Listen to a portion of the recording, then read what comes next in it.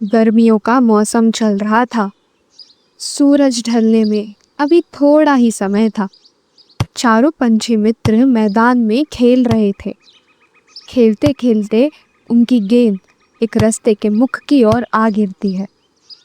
गोली, जल्दी जा और उठा ले आ उस गेंद को, नहीं तो वो खो जाएगी। और अगर इस बार ये खो गई तो मम्मी अब नई गेंद खरीद कर नहीं देने वाली है।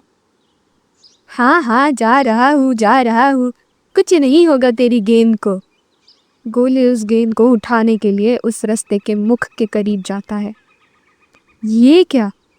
ये रास्ता मैंने आज से पहले कभी नहीं देखा। दोस्तों, जरा यहाँ आना तो। सभी दोस्त गोली के पास जाते हैं। क्या तुमने ये रास्ता आज से पहले कभी देखा था?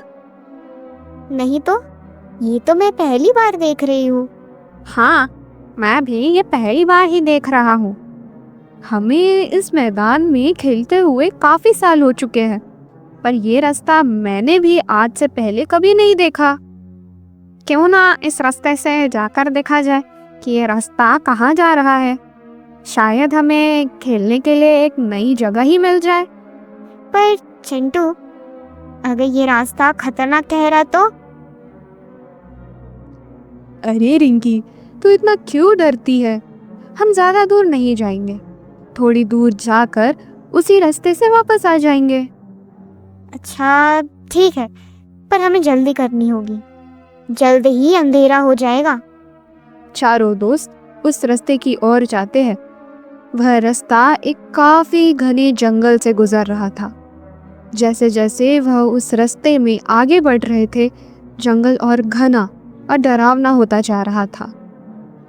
कुछ दूर जाने के बाद वह एक छोटी सी झोपड़ी के पास आते हैं, जहां उन्हें उल्लू दद्दू मिलते हैं। बच्चों, तुम यहाँ क्या कर रहे हो? तुम्हारा यहाँ आना सही नहीं है। क्यों दादाजी, ऐसा क्या है यहाँ? बच्चों, ये जगह तुम सबके लिए खतरनाक है, आगे मत जाओ, चले जाओ यहाँ से।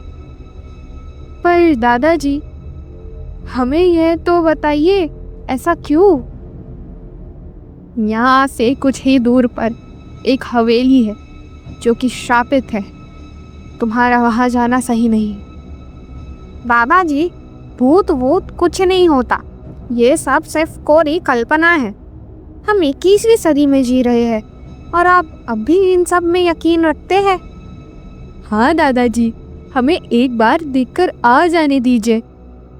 बच्चों, ये बिल्कुल सही नहीं है, जिद मत करो। और अगर तुम्हें मेरे बात का विश्वास नहीं है तो जाओ, खुद देकर आ जाओ। चारों दोस्त उस हवेली की खोज में निकल पड़ते हैं।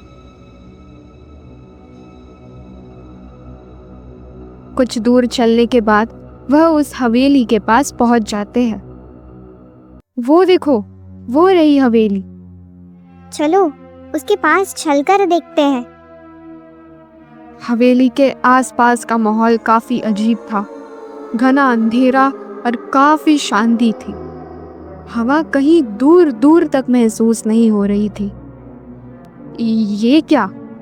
ये पेड़ से लटका लालटेन अपने आप कैसे हिल रहा है, जबकि यहाँ हवा भी नहीं है? गोली के ऐसा बोलते ही पूरी जमीन हिलने लगती है। डरावनी हंसी की आवाज आ रही थी।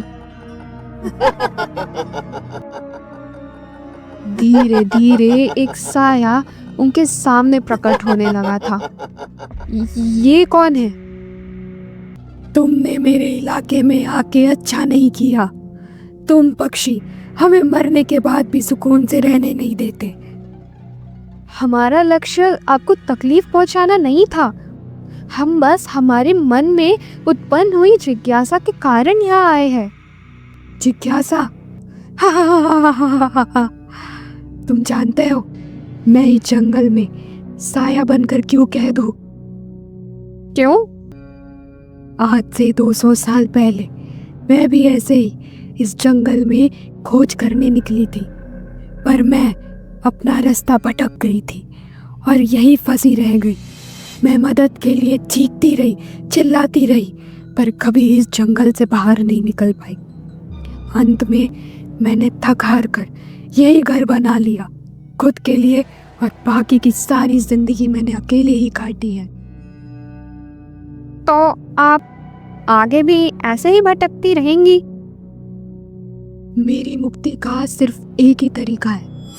जब तक कोई मेरी यह सीख अपनी जीवन में नहीं अपनाता, तब तक मेरी मुक्ति नहीं होगी। कौन सी सीख? यही कि अपनी जिज्ञासा की आग बुझाने के लिए हमें अनजान रास्तों पर नहीं भटकना चाहिए, और सही रास्ते का आदर कर हमेशा उसी पे चलना चाहिए, नहीं तो उनकी हालत भी मेरी जैसी हो जाएगी। हम आपकी मदद करेंगे, हम ये हमारे जीवन में अपनाएंगे। कैसे? तुम इधर आ गए, अब तुम अभी अपना रास्ता भूल जाओगे। नहीं साया जी, हम जब इस जंगल में आ रहे थे तो जिस रास्ते से हम आए वहाँ हम लकड़ियाँ गिराते हुए आए थे, ताकि हमें पता रहे कि हम किस रास्ते से आ रहे थे। हाँ साया जी, और अब हम आपकी दी गई सीख को अपने घर जाकर सबको बताएंगे, जिससे आपको मुक्ति मिल जाएगी। तुम बच्चे सचमुच बहुत होशियार हो, तुम्हारा बहुत बहुत शुक्रिया। साया जी, इसमें शुक्रिया अदा करने की कोई बात नहीं है, ये तो हमारा फर्ज है।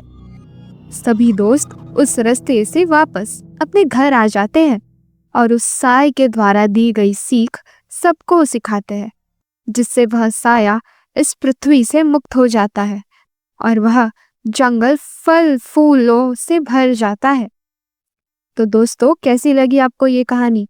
अगर आपको ये कहानी अच्छी लगी हो तो इस वीडियो को लाइक कीजिए, शेयर कीजिए, चैनल को सब्सक्राइब कीजिए, ताकि ऐसी वीडियोस हम आप तक पहुंचाते रहे।